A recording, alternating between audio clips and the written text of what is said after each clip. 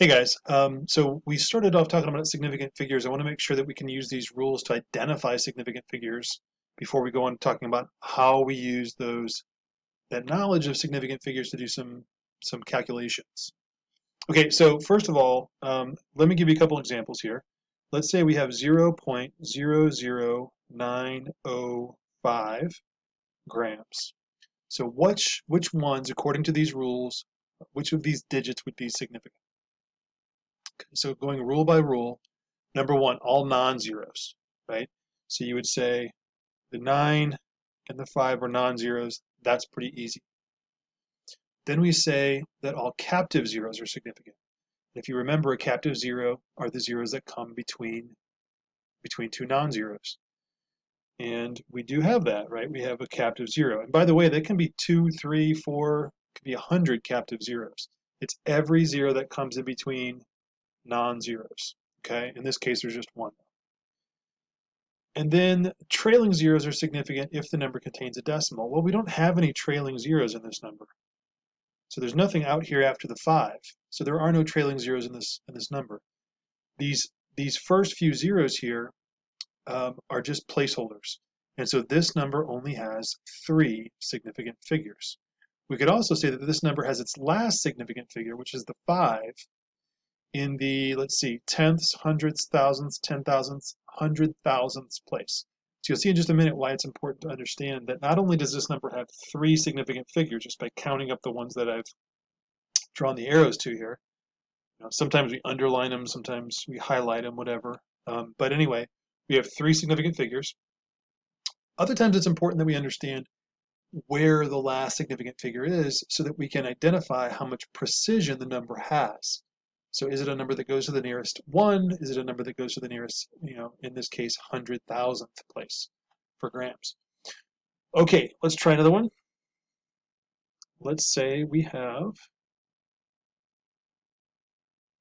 4,130,700 kilograms. So see if you can decide on your own which of those, according to the rules up there, would be significant. Okay, so you should have said the 4, the 1, the 3, and the 7 are all non-zeros. We once again have a captive zero. And then these last two guys are not considered significant, so I'm not going to underline them. They are just placeholders. It's important that they stay there, but they're not considered sig figs. So this number has 1, 2, 3, 4, 5 sig figs. And you can also say that this number is reliable to the nearest 100 kilograms because the last sig fig is in the hundreds place. It's the 7 right there. Okay. Let's look at another really small number.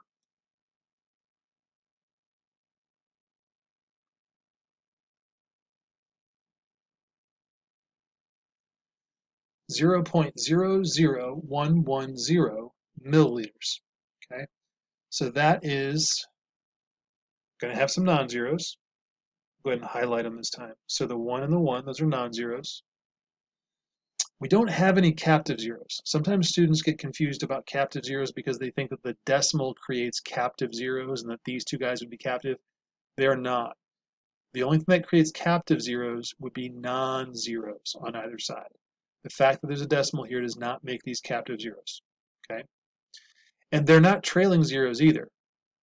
So these guys out in front are just placeholders and I'm not going to highlight them. Okay? This guy at the end is a trailing zero. And remember, trailing zeros are tricky. Sometimes they're significant, sometimes they're not. If there's a decimal in the number, trailing zeros are significant. So I'm going to go ahead and highlight this trailing zero as being significant. Okay? Let's try one more before we get on to talk about doing some math. Let's say we have 710.0 kilometers. So hopefully right away you can recognize that the 7 and the 1 are significant. Okay. We don't have any captive zeros because those zeros are not in between non-zeros. Okay. The decimal does not create captive zeros. We do have trailing zeros, and the number does contain a decimal. So these guys will all be um, significant. It doesn't matter whether the 0 is to the left or right of the decimal. If they're trailing zeros and the number contains a decimal, they are significant. Okay, so getting on to the other topic I said we needed to talk about was how do we round calculated answers properly? Let's say for a second you have measured how far you traveled in a certain number of hours. So let's say you got in the car and you drove 236 miles and you did that in 3.5 hours. Okay.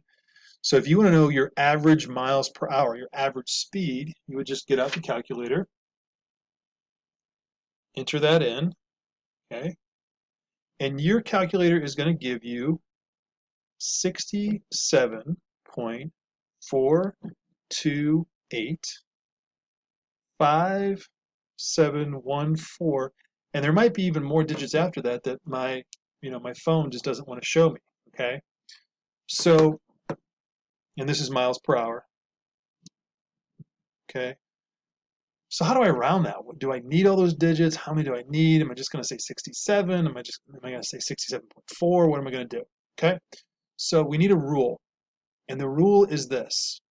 When we're dividing or multiplying, there's a very specific rule that applies. Here it is. For multiplication and division, your answer may only have as many significant figures as the measured number with the fewest. So go ahead and pause and write that down as a rule. Okay, and I just dragged my work down and my answer. So since this is division, we're going to apply the rule that you just learned. So we're dividing, so the answer may only have as many sig figs as the measured number with the fewest. Right now this answer has, these are all non-zeros, so this answer has 1, 2, 3, 4, 5, 6, 7, 8, 9 sig figs. That's no good. Because the problem with just leaving that entire number there is it implies that we used really, really, really precise measurements for both distance and time. And we didn't. We expressed our distance to 3 significant figures and our time to just 2 significant figures.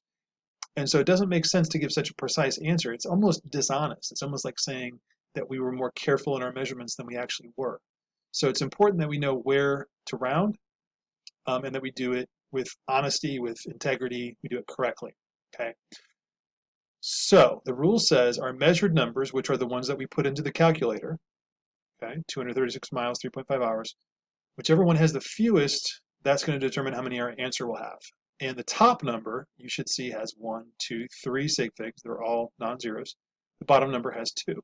So, of course, the fewer between those two would be 2.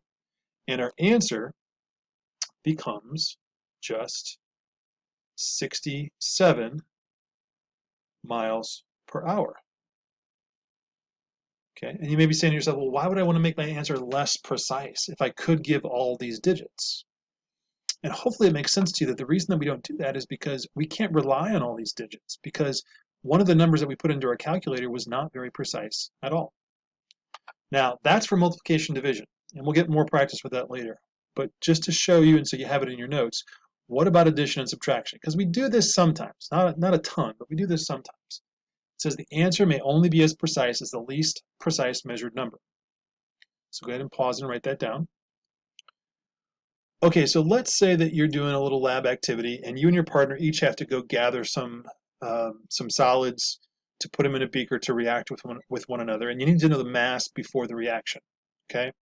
So let's say one of you goes off to one balance and gets one substance, and this is your partner, and they say, okay, I got 1.256 grams, and we added that to the beaker with the amount that I went and got, and what I went and got was 0.42 grams.